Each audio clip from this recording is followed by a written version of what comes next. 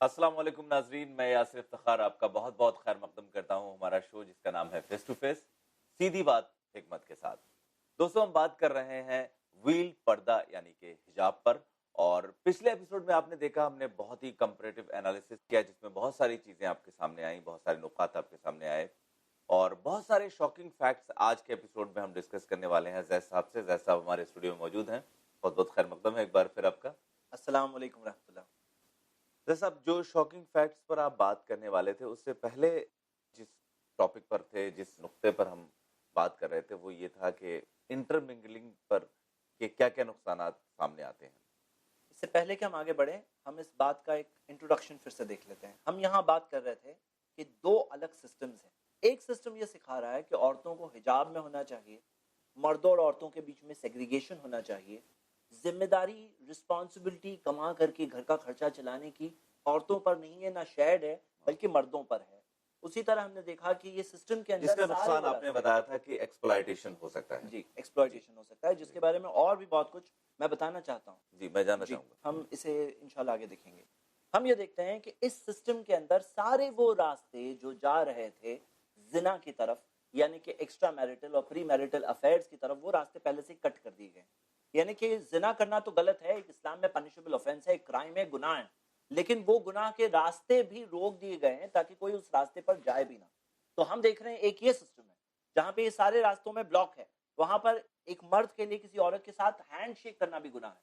अल्लाह के रसूल मोहम्मद सल्लल्लाहु अलैहि वसल्लम ने कहा, ला युत अना फिरासी अहदिकुम, तुम में से किसी के सर में बिमी खतिम मिन हदीद, लोहे की सुई डाल दी जाए, खैरुल लहू, बेटर है उसके लिए, ये बेटर है बनिस्बत इसके कि वो ऐसी कोई औरत उसे छुए जो उसके लिए हलाल नहीं है।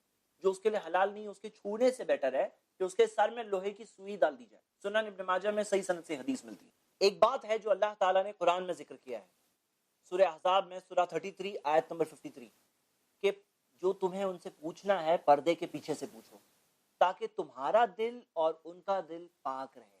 उसी तरह अल्लाह के रसूल सल्लल्लाहु अलैहि वसल्लम की हदीस है सही मुस्लिम में, जिसमें मोहम्मद सल्लल्लाहु अलैहि वसल्लम ने कहा कि ऐसी औरतें जो कासियातुन आरिया, कपड़े पहनी हुई होती हैं फिर भी बिना कपड़ों के होती है, उनके बारे में नबी सल्लल्लाहु अलैहि वसल्लम ने कहा मोमिलातुन माइला, वो खुद भी लोगों को अपनी तरफ माइल करती हैं और खुद भी उनकी तरफ माइल हो जाती हैं।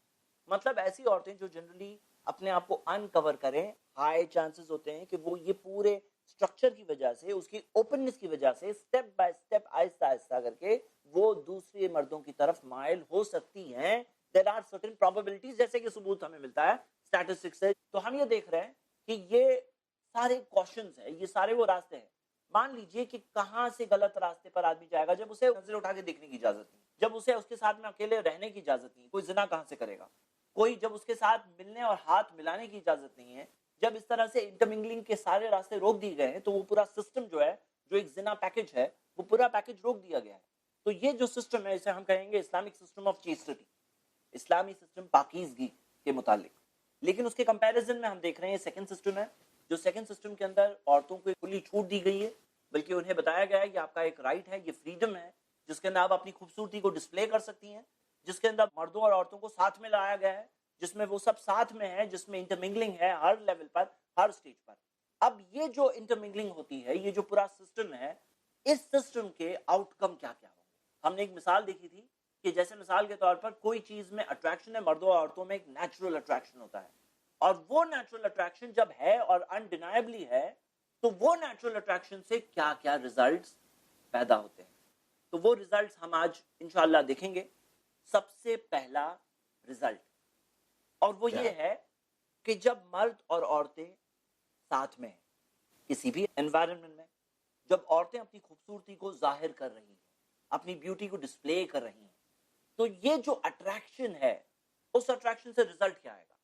रिजल्ट ये होगा, या तो कंसेंट के साथ कुछ चीजें स्टेप बाय स्टेप आगे बढ़ेगी। पहले बातों से मजाक होने लगा, मजाक के साथ थोड़ा घूमना शुरू हो गया, घूमने के साथ हाथों में हाथ मिला करके कुछ बातें होनी शुरू हो गई, बातों से मिलने से आगे बढ़ते बढ़ते बढ़ते एक चीज बढ़कर एक अडल्ट्री, फॉर्निकेशन, जिना, ये स्टेज तक बात पहुंच जाती है। Affairs, relations outside marriage, extra marital affairs, वहां तक बात पहुंचती है। और वो जो बात पहुंचती है उसके बहुत सारे खतरनाक अंजाम होते हैं। हमने ये डिस्कशन पॉलीगमी के टाइम पर किया था, लेकिन क्योंकि मैं समझता हूँ कि शायद हमारे कुछ व्यूअर्स इस प्रोग्राम के जो देख रहे हो वो उस टाइम पे अगर ना हो, तो मैं बहुत ही मुख्तसर में रिकैप करता हूँ। पहला प्रॉब्लम ये है कि जब ये रिलेशंस कायम होते हैं कंसेंट के साथ, दोनों तरफ राजी है, कंसेंट के साथ जब होते हैं और रियली होते हैं, जैसे कि आप वेस्टर्न कंट्रीज में देख सकते हैं, जैसे मिसाल के तौर पर यूके में 47.5% ऑफ द पॉपुलेशन आज शादी से बाहर पैदा हो रही है। अमेरिका में 41% ऑफ द पॉपुलेशन शादी से बाहर पैदा हो रही है। हम देखते हैं फ्रांस में 55% ऑफ द पॉपुलेशन शादी से बाहर पैदा हो रही है। कई यूरोपियन कंट्रीज की यही हकीकत है कि एक बहुत बड़ी उनकी पॉपुलेशन शादी से बाहर पैदा हो रही है। तो यानी ये एक्स्ट्रा मैरिटल रिलेशन जो होते हैं उसका रिजल्ट ही होता है। तो प्रेग्नेंट कौन होने वाला है? प्रेग्नेंट वो मर्द तो नहीं होने वाला है, वो आदमी तो नहीं होने वाला है, प्रेग्नेंट तो वो औरत ही होने वाली है। उसके बाद अबॉर्शंस बहुत सारे होते हैं। जो अबॉर्शंस होते हैं, जो अमेरिका में 21% प्रेगनेंसीज अबॉर्शन में खत्म हो जाती है, उसमें से 85% अनमैरिड औरतें होती हैं। तो अबॉर्शन के जरिए किसे गुजरना होगा? औरत को गुजरना होगा। कोई कहेंगे कि अगर प्रोटेक्शन या पिल्स वगैरह, तो पिल्स के सारे जो एस्टैब्लिश प्रूवन साइड इफेक्ट्स है वो कौन बर्दाश्त करेगा? वो मर्द तो नहीं बर्दाश्त करेगा, वो औरत बर्दाश्त करेगी। उसे अबॉर्शन से गुजरना पड़ता है, उसका ट्रॉमा उसे गुजरना पड़ेगा। और मान लीजिए जैसे मिसाल के तौर पर बच्चा पैदा होता है, और जैसे कि अमेरिका के अंदर कितनी बड़ी पॉपुलेशन, या ये वेस्टर्न कंट्रीज की मिसाल इसलिए दी जाती है, कुछ लोग कहते हैं बार बार अमेरिका अमेरिका आप क्यों कर रहे हैं? इसकी फैक्ट ये है कि यहाँ और सारी ये कंट्रीज में जो मॉडल है, जो आइडियल है, जिससे बिल्कुल तमन्ना कहा जाता है कि ऐसा बन जाए, बल्कि यहाँ का कल्चर बिल्कुल डिफरेंट है, वो उसी तरफ बढ़ रहा है और बढ़ाने की कोशिश की जाती है। कई बार ऐसा होता है कि कोई चीज माशरे और सोसाइटी में बुरी समझी जाती है, पहले स्क्रीन पे लाया जाता है, स्क्रीन पे लाकर प्रोग्राम्स के जरिए, फिल्मों के जरिए इसकी एक सोशल एक्सेप्टेंस क्रिएट की जाती है। उसके अंदर जो शॉक वैल्यू है उसे खत्म कर दिया जाता है। उसके बाद में सोसाइटी में वो जब दिखेगा तो इतना प्रॉब्लम नहीं होगा, क्योंकि ऑलरेडी स्क्रीन पे देख चुके हैं। इस तरह से एक एक्सेप्टेंस क्रिएट की जाती है उसी कल्चर की। तो जिस तरफ जा रही है ट्रेन, तो वहां वो जो डेस्टिनेशन है, वहां अंजाम क्या है, वहां रिजल्ट क्या है, वो हम देख रहे हैं कि वहां पर रिजल्ट ऑलरेडी क्या आ चुका है, वो हम देख रहे हैं। तो हम देख रहे हैं वहां ये सारे रिजल्ट्स है। अमेरिका के 25% घर ऐसे हैं, 1/4 25%, यानी कि 3 करोड़ 30 लाख ऐसे घर हैं जिसके अंदर एक सिंगल मदर अपने बच्चों के साथ सारे घर के अखराजात, बच्चों की अपब्रिंगिंग भी कर रही है, क्योंकि बाप तो छोड़ के जा चुका है, बच्चों को संभाल रही है, बच्चों के अखराजात संभाल रही है, फाइनेंशियल एक्सपेंसेस संभाल रही है, उनका इमोशनल, उन्हें साइकोलॉजिकल, उन्हें फिजिकल, हर एतबार से वो माँ बाप का भी रोल प्ले कर रही है और उन सब की जिम्मेदारी संभाल रही है, क्योंकि बाप तो जा चुका है। तो हम ये कह रहे हैं कि ये चीज शुरू कहां से हुई थी और खत्म कहां हुई? It's a double burden. उसे सारी वो रिस्पॉन्सिबिलिटीज, और हम देखते हैं कि औरतों को बाय नेचर इमोशनल बनाया गया है, जो अपब्रिंगिंग के लिए बहुत जरूरी है। और वो इमोशनल उसका नेचर जो है, वो उसको वहां वो जिम्मेदारी भी अदा करनी है, आउट ऑफ हाउस की जिम्मेदारी भी उसे ही अदा करनी है। तो हम देख रहे हैं कि व्हाट इज द रिजल्ट, ये शुरू कहां से हुआ? ये जो बच्चे पैदा हो गए, जो वो माएँ संभाल रही है, जो 3 करोड़ 30 लाख घर ऐसे हैं, और वो सारे बच्चे जो बच्चों को पता नहीं कि उनके वालिद कौन है, या पता हो भी तो लीगली क्लेम नहीं कर सकते, या वो बच्चे जिन्हें विरासत में कोई हक नहीं मिलने वाला, क्योंकि कोई लीगल वारिस नहीं वो अपने फादर्स के। तो इतने सारे बच्चे डिप्राइव हो गए हैं अपने फादर की इनहेरिटेंस से, और सारे वो जो सोशल स्टिग्मा के साथ जीना पड़ता है, जो हम देखते हैं। और बच्चों के साइकोलॉजिकल डेवलपमेंट, उनके परफॉर्मेंस, उनकी ग्रोथ के अंदर भी ये प्रॉब्लम है। और वो औरतों का जो एडवांटेज उठाएगा कोई, तो कब तक उठाएगा? वो औरतें अगर कहें कि हाँ आज ये हैं, आज फला वो हो गया, इसके बाद उसके साथ रिलेशन है, उसके बाद लिव इन रिलेशनशिप उनके साथ हो गई, तो हम कहते हैं कब तक लोग इंटरेस्टेड होंगे उस औरत में? तब तक इंटरेस्टेड होंगे जब तक वो ब्यूटीफुल है, जब तक वो यंग है। एक बार बूढ़ी हो गई, एक बार उसकी ब्यूटी जाने लगी, जो बच्चों के पैदा होने के बाद कई बार औरतों की जाने लगती हैं, तो उस सिचुएशन में कौन उसमें इंटरेस्टेड होगा? तो हम देख रहे हैं ये पूरा का पूरा सिस्टम हकीकत में शुरुआत तो ये हिजाब उतारने से हुआ, शुरुआत तो इंटरमिंगलिंग से हुई, शुरुआत तो वो ब्यूटी को डिस्प्ले करने के राइट्स की बातों से हुई, लेकिन उसका अंजाम कहाँ जा रहा है? उसका अंजाम यहाँ जा रहा है कि ये सारी औरतों के ऊपर एक बहुत बड़ा जुल्म हो रहा है, एक बहुत बड़ा इनजस्टिस हो रहा है। वो सारे बच्चे जो पैदा हो रहे हैं उन पर बहुत बड़ा इनजस्टिस हो रहा है, जो आज वो खुद रियलाइज कर रहे हैं। आज वो खुद बातें कर रहे हैं कि जो लोग बच्चों को with in the bonds of marriage पैदा करते हैं, उनको सर्टेन टैक्स बेनिफिट्स देना चाहिए। आज वो रियलाइज कर रहे हैं। लेकिन ये जो दूसरी कंट्रीज है, जिन्हें थर्ड वर्ल्ड कंट्रीज समझा जाता है, ये कंट्रीज ब्लाइंडली इमिटेट करते हुए उसी डायरेक्शन में जा रहे हैं, जो खड्डे में वो जाकर गिरकर आज बाहर निकलने के ताल्लुक से सोच रहे हैं, वो खड्डे में जाकर एंटर होना चाहते हैं। और ये एक हमारी मेंटल स्लेवरी है, ये हमारी मेंटल स्लेवरी है, जो शायद हम ब्रिटिश जमाने, ब्रिटिश ऑक्यूपेशन से तो आजाद हो गए हैं, लेकिन ये मेंटल स्लेवरी से हम कब आजाद होंगे, एक सोचने की बात है। जैसा मुझे लगा कि आप कुछ ज्यादा जज्बाती हो गए इस टॉपिक को लेकर के। नहीं, जज्बाती होने वाली बात ही है ये। अगर हम देखें वो सारी औरतें ह्यूमन बीइंग्स हैं, हमारे जैसे इंसान हैं, वो उसके सारे बच्चे हमारे जैसे इंसान हैं। और जो वहां पर हो रहा है, जब इंडिया में बात आएगी तो यहाँ तो फिगर्स ऐसे भी पॉपुलेशन माशाल्लाह है, तो यहाँ पे फिगर्स और ज्यादा सीवियर होने वाले हैं, यहाँ के बातें अनमैनेजेबल होने वाली हैं। और हम ये देखते हैं कि ये सारी चीजें कोई क्यों नहीं फील कर रहा है। कहाँ है वो सारे ह्यूमन राइट्स वाले जो ह्यूमन राइट्स की बातें करते हैं, उनको ये क्यों नहीं दिखाई देता है कि इतनी सारी औरतें, इतने सारे बच्चे डिप्राइव हो रहे हैं, ये बाप के प्यार से डिप्राइव हो रहे हैं, वो सारी जिंदगी की खुशियों से डिप्राइव हो रहे हैं, जो चेस्टिटी में है, और जो ये सारे सिस्टम में जाकर वो खुद इतने सारे प्रॉब्लम्स में अपने आप को, आने वाली पीढ़ियों को डाल रहे हैं। और डबल ड्यूटी एक औरत बहुत कर रही सारे है। प्रॉब्लम। जी बिल्कुल सही। अभी जो पहला पॉइंट आया ये था कंसेंट वाला, कंसेंट के जरिए से सारी चीजें होती हैं, लेकिन जो दूसरा पॉइंट है आपका, मेरे ख्याल से वो विदाउट कंसेंट होगा। जी बिल्कुल सही। देखिए, हमने देखा कि जब दोनों साथ में हैं, इंटरमिंगलिंग है, बातें हैं, ब्यूटी डिस्प्ले की जा रही है, जो अट्रैक्शन तो है अपनी जगह पर, अब जब वो अट्रैक्शन है तो उससे क्या रिजल्ट आएगा? हमने देखा एक रिजल्ट तो ये होगा कि वो औरत भी कंसेंट करती है, gradual step by step manner में। मैं ऐसा नहीं कह रहा हूँ स्विच ऑन करते ही वो ऑन हो गई, बल्कि स्टेप बाय स्टेप मैनर में बातें कहाँ से बढ़ते बढ़ते बढ़ते पहुंचेगी। हाँ, और पहुंचती है, स्टैटिस्टिक साबित कर रही है, वो बच्चे सबूत है। अब हम ये देखते हैं, मान लीजिए कि वो औरत कंसेंट नहीं करती, उसकी रजामंदी नहीं होती, तो क्या होता है? इस चीज के ताल्लुक से इतनी दर्दनाक, इतनी शॉकिंग बातें, जो सबूत है, जो मोहर लगा देती, जो सील लगा देती इस टॉपिक पर। क्या आपको पता है अमेरिका में, यूएसए में रेप के जरिए कितनी औरतों की जिंदगियां बर्बाद हो रही है? कितनी? हम जानते हैं कि दिल्ली का जो केस हुआ, एक केस लोगों ने नोटिस किया, उसके दर्द को फील किया, जमा हुए, प्रोटेस्ट किया। क्या आपको पता है ऐसी कितनी कितनी कितनी जिंदगियां हैं एक डेवलप कंट्री में जो कंटिन्यूअसली बर्बाद हो रही है? ये एक बहुत जरूरी बात है, क्योंकि एक डेवलप कंट्री जिसको हम अपना आइडियल, अपना मॉडल समझते हैं, वहां पर क्या है हकीकत, बस थोड़े से एक वक्फे के बाद आकर हम जानेंगे। देखते रहिए फेस टू फेस, सीधी बात हिकमत के साथ। अस्सलाम वालेकुम।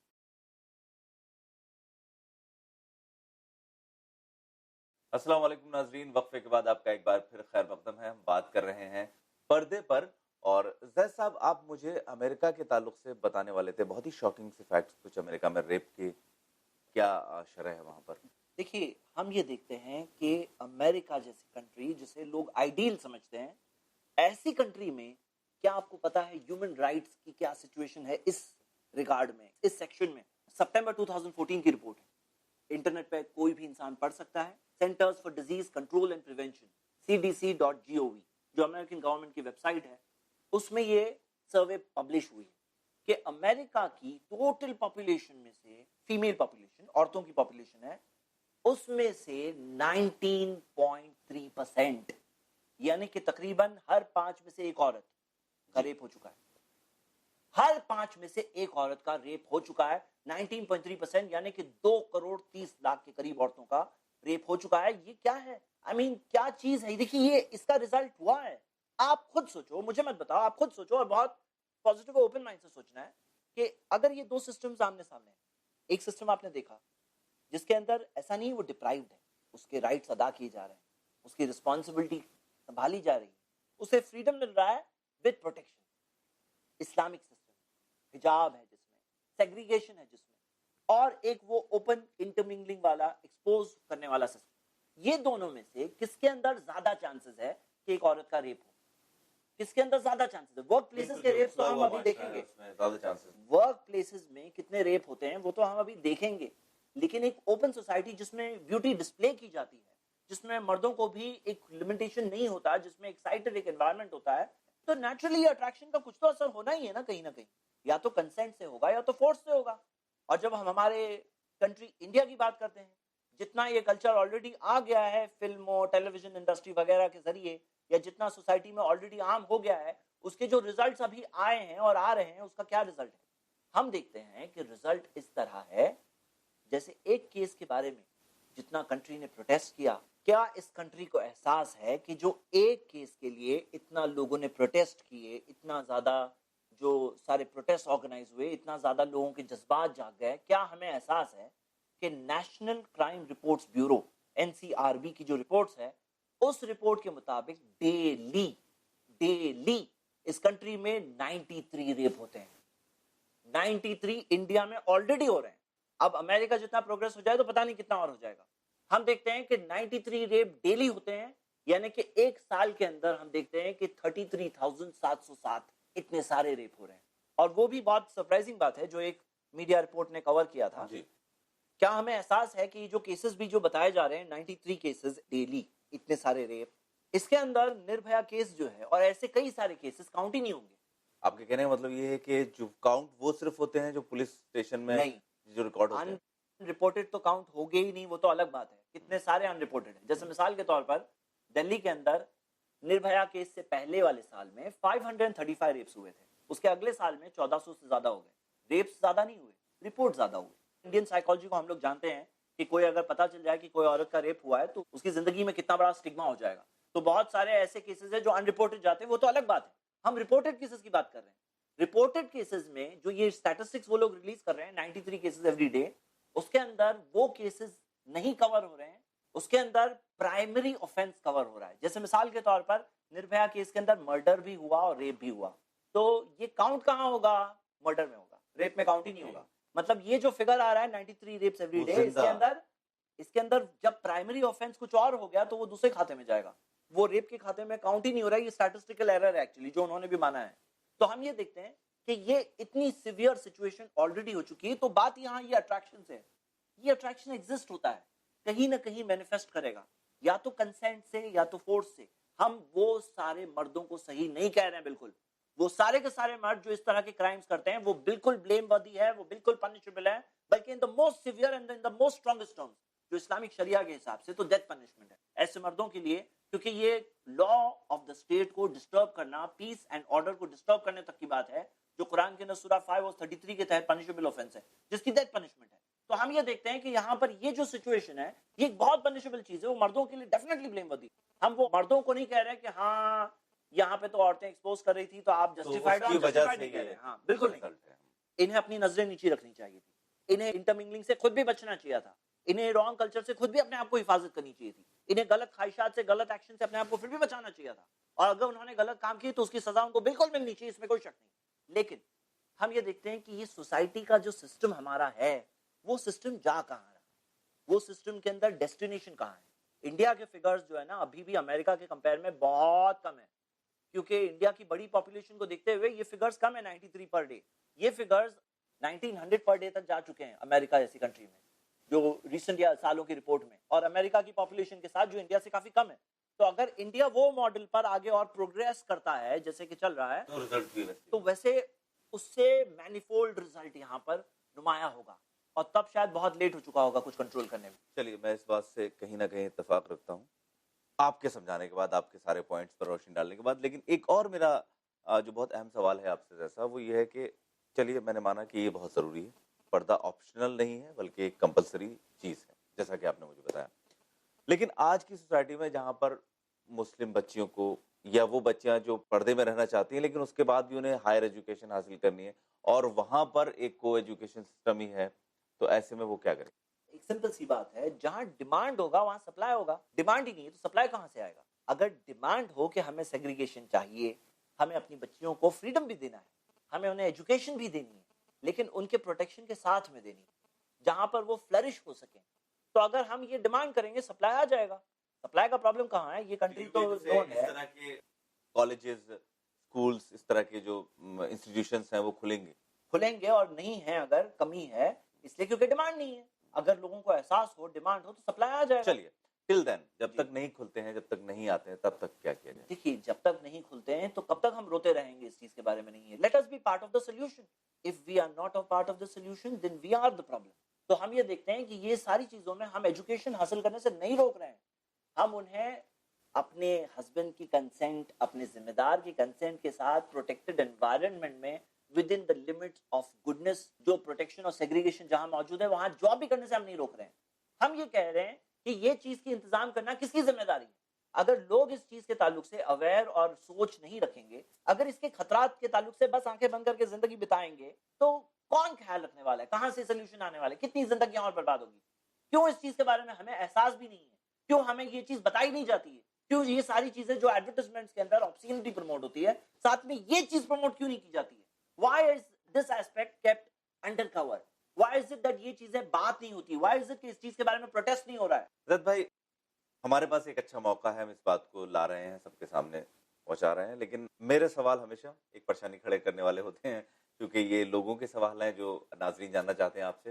फिर एक हाइपोथेटिकल क्वेश्चन है मेरा कि ऐसी सिचुएशन जहां पर आपने कहा कि ये सारी जिम्मेदारी नफके की या एक्सपेंसेस की एक मर्द की है, लेकिन किसी ऐसी सिचुएशन में जहां पर औरत विडो है या फिर डिवोर्सी है और उसकी शादी या रिश्ता उससे नहीं मिला है और वो अपनी फैमिली को पालना चाहती है, अपने बच्चों को, खुद को, और उसको ऐसे माहौल में जहाँ पर दोनों ऑफिसेज अलग नहीं होते हैं या औरतें मर्द अलग काम नहीं करते हैं, एक साथ मिलके मिंगलिंग सोसाइटी में काम करते हैं, तो ऐसी सिचुएशन में वो औरत क्या करे? अगर किसी औरत की मजबूरी है, अगर वो विडो है, डिवोर्सी है, जैसे कि हमने पॉलीगमी के आंसर में देख चुके हैं कि ये एक अब नॉर्मल, एक अननेचुरल सिचुएशन है कि किसी को अपनी जिंदगी अकेले बिताना पड़े। हमारा सोशल सिस्टम ऐसा होना चाहिए जिसमें ऐसी विडो जो विडो ना रहे। जी, मैं उसको मानता हूँ बिल्कुल कि वो जरूरी है, वो शादी करना चाहती है, लेकिन उसको कोई नहीं मिल रहा है। जी, ऐसी सिचुएशन आ क्या सकती है। होगा? अब देखिए, इस सिचुएशन के अंदर उसे ऐसा फील्ड चुनना चाहिए जिसके अंदर सेग्रीगेशन भी हो, जिसके अंदर औरतों का एनवायरनमेंट हो, जिसके अंदर वो फ्लरिश होकर अपना काम कर सके। लेकिन हम ये देखेंगे, कुरान के अंदर एक आयत है, सूरा 64 आयत नंबर 16, फत्तकुल्लाह मस्ततातुम, अल्लाह से उतना डरो जितना कि तुम्हारी इस्तिताअत है, जितनी की कैपेसिटी, जितना तुम मैक्सिमम कर सकते हो वो करो। अल्लाह तुम्हारी सिचुएशन को बेटर जानता है। हम उस चीज के बारे में केस टू केस बेसिस देख सकते हैं। बाकी हमारी पूरी सोसाइटी की जिम्मेदारी है कि इस चीज के ताल्लुक से केयर करने, ऐसी जो औरतों को डिफिकल्टीज से गुजरना पड़ता है, कैसे उनको केयर और सपोर्ट किया जाए। हमारे पास इंफ्रास्ट्रक्चर होने चाहिए। विडोज और डिवोर्सेस की जो बात हो रही है, उससे एक और पॉइंट निकल रहा है। क्या आपको पता है कि ये जो सिस्टम और स्ट्रक्चर है, ये जो पूरा के पूरा सिस्टम है ऑब्सीनिटी का, या हम इसे कहेंगे ओपननेस का, ये चीज से एक और इफेक्ट निकलता है, वो है डिवोर्स। एक तो मैरिजेस से बाहर बातें होने लगती है, मैरिजेस के बाहर बच्चे पैदा होने लगते हैं। बहुत सारे लोग तो मैरिज करते ही नहीं है, लेकिन उसके अलावा जितनी मैरिजेस होती है उसमें डिवोर्स रेट्स सिग्निफिकेंटली बढ़ जाते हैं। ऑब्वियस बात है कि एक आदमी है जो दुनिया भर की औरतों को देखता है, सब लोग अपनी ब्यूटी दिखाएंगे, अपनी ब्यूटी को एक्सपोज करेंगे, उसमें और बहुत सारे प्रॉब्लम्स हैं जो आगे मुझे आपको बताने हैं। लेकिन आप इमेजिन करिए कि जब एक आदमी दुनिया भर की औरतों को देख रहा है और वो अपनी बीवी को भी देख रहा है, तो अपनी बीवी को ये औरतों से कंपेयर करे, ये बहुत हाई चांसेस है, या तो उसके जहन और दिमाग में वो सारी इमेजेस होगी जिसके सामने उसकी बीवी भी है, और उसके कंपैरिजन में एक और आदमी है जो एक ऐसे एनवायरनमेंट में रहता है जहां सारी औरतें कवर्ड हैं, जहां सेग्रीगेशन है, एक तो देखने का मौका ही नहीं, और दिखे तो भी कवर्ड ही दिखेगी। तो हम देखते हैं कि वो आदमी जब अपनी बीवी के पास जाता है, अपनी बीवी को देखता है, तो दोनों आदमियों में कुछ डिफरेंस है या नहीं है? जी बिल्कुल है, लेकिन डिवोर्स के ज्यादातर मामले जो है दूसरे रीजंस होते हैं जी, या फिर आपके पास कोई जी, स्टैटिस्टिक्स मेरे पास बिल्कुल स्टैटिस्टिक्स है सबूत के साथ, इस चीज को साबित करने के लिए कि ऐसी सोसाइटीज में डिवोर्स रेट्स सिग्निफिकेंटली बढ़ जाते हैं। लेकिन बात यहाँ ये है कि ये शख्स को अपनी बीवी ज्यादा प्यारी लगेगी, ज्यादा अच्छी लगेगी, और वो शख्स जो अपनी बीवी को देखेगा इतनी औरतों को देखने के बाद, तो उसको कंपैरिजन में उसकी बीवी कैसी लगेगी, वो एक डिफरेंस है। She is in comparison with so many other women. उसका एक एक्सक्लूसिव राइट नहीं है उसके शौहर की नजरों पर, क्योंकि सोसाइटी इस तरह से फैशन और चॉक आउट की गई है, सोसाइटी का स्ट्रक्चर ऐसा बनाया गया है। तो हम ये देखते हैं कि ये फर्क है, एक नेचुरल अट्रैक्शन, और इसके अंदर हम देखते हैं कि इनफिडिलिटी के केसेस भी बढ़ने लगते हैं। जब इंटरमिंगलिंग है, बातें हैं, तो जिससे बात हो रही है वो हो सकता है किसी की बीवी है, या हो सकता है कि कोई शख्स मैरिज के बाद किसी और से बात कर रहा है। तो जब बात कर रहा है, बातों से बात बढ़ते बढ़ते किसने ये रिस्ट्रिक्ट किया है कि सिर्फ अनमैरिड लोग बात करेंगे? जब सोसाइटी इस तरह से चॉक आउट की गई, सोसाइटी का स्ट्रक्चर ऐसा बना हुआ है कि जिसके अंदर औरतें अपने आप को एक्सपोज कर रही है, जिसमें लोग आपस में बात कर रहे हैं, तो कोई भी किसी से बात कर सकता है। किसने कहा कि सिर्फ अनमैरिड लोग बात करेंगे? भाई, मैरिड लोग भी तो बात कर सकते हैं। जब मैरिड लोग बात कर सकते हैं, तो बातों से बातें क्या किसी मैरिड शख्स की नहीं बढ़ सकती? तो बिल्कुल यानी कि एक और बुराई को ये जन्म देती है। और इसकी स्टैटिस्टिक्स में बताना चाहता हूँ, इस ताल्लुक से बहुत सारी स्टैटिस्टिक्स है जिससे हमें बहुत सारे शॉकिंग बातें पता चलती है। जैसा ये सारे स्टैट्स हम अगले एपिसोड में डिस्कस करेंगे, क्योंकि ये एपिसोड हमें इजाजत नहीं देता है वक्त की कमी की वजह से। मुझे ऐसा महसूस हो रहा था कि शायद आज हम तमाम बातों को मुकम्मल कर पाएंगे इस एपिसोड के अंदर, लेकिन नाजरीन, बहुत सारी स्टैट्स और बहुत सारे शॉकिंग फैक्ट्स, इसके अलावा एक ऐसी बात कि बीमारियों का ताल्लुक भी है पर्दे से, लेकिन ये जानेंगे हम अगले एपिसोड में। देखना ना भूलिएगा हमारा अगला एपिसोड, फेस टू फेस, सीधी बात हिकमत के साथ। अस्सलाम वालेकुम। अस्सलाम वालेकुम रहमतुल्लाह।